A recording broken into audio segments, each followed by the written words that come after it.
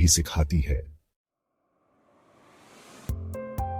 विष्णु जी की नाभि से उत्पत्ति, ब्रह्मा जी की उत्पत्ति की कथा अत्यंत रोचक है। कहा जाता है कि सृष्टि के प्रारंभ में केवल विष्णु जी ही थे। वे क्षीर सागर में शेषनाग पर शयन कर रहे थे।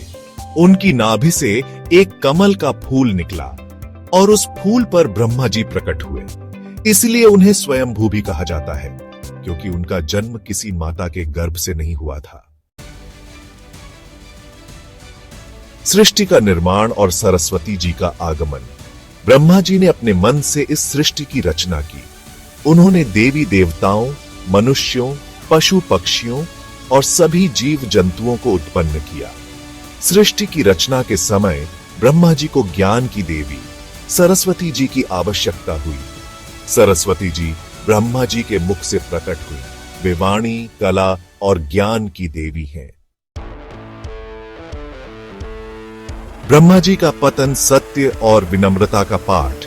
हालांकि ब्रह्मा जी सृष्टिकर्ता हैं, लेकिन उनकी पूजा बहुत कम होती है। इसके पीछे एक कथा प्रचलित है। कहा जाता है कि एक बार ब्रह्मा जी ने असत्य बोला और अनुचित व्यवहार किया। इससे क्रोधित होकर शिव जी ने उनका एक सिर काट दिया। इस घटना ने ब्रह्मा जी को विनम्रता का पाठ सिखाया।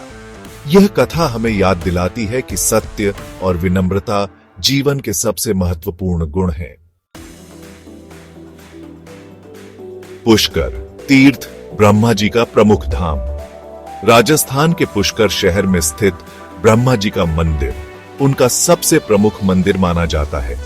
यह मंदिर अपनी अद्भुत वास्तुकला और धार्मिक महत्व के लिए प्रसिद्ध है। कार्तिक पूर्णिमा के दिन यहां विशाल मेला लगता है, जिसमें लाखों श्रद्धालु स्नान करते हैं और ब्रह्मा जी की पूजा करते हैं। हंस वाहन और वेदों के रक्षक। ब्रह्मा जी को अक्सर हंस पर सवार दिखाया जाता है। हंस विवेक और पवित्रता का प्रतीक है।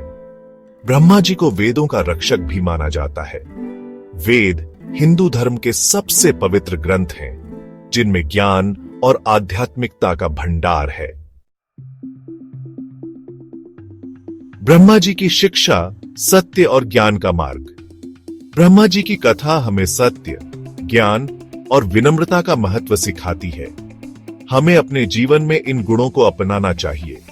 यह कथा हमें यह भी सिखाती है कि सच्चा ज्ञान ही हमें जीवन के वास्तविक अर्थ को समझने में मदद कर सकता है।